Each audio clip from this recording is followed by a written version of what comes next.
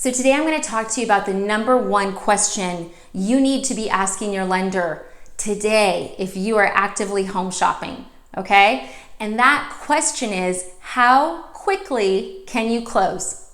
Yeah. So here's the deal. As I'm sure you've seen in the news, all of America's refinancing rates are incredibly low. And so what's happened is, lenders who were at this with volume, they're now over there. Okay, and they may not be prepared for the volume. We're seeing so many places hiring right now. And from my experience in the past, what happens is lenders that said they could do 20 days, before, now they're going to tell you, the buyer, 45 to 60. Yeah, that's what's coming, guys. What's coming is you're going to be talking to lenders, and if you say, I need to close in 30 days, they're going to go, it's not possible.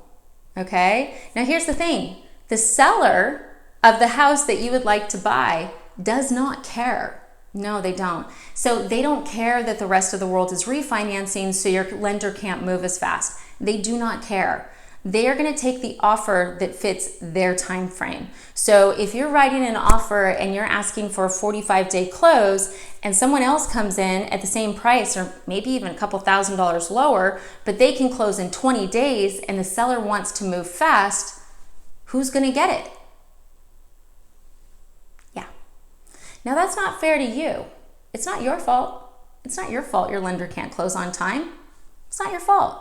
So you want to make sure that you're asking that question right now.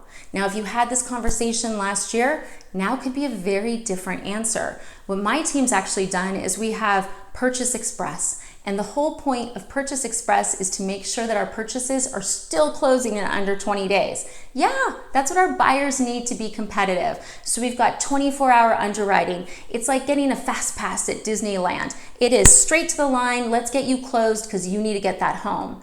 So if you're home shopping, make sure you talk to your lender about this because you don't want to lose the house of your dreams because the lender can't close in a timely fashion.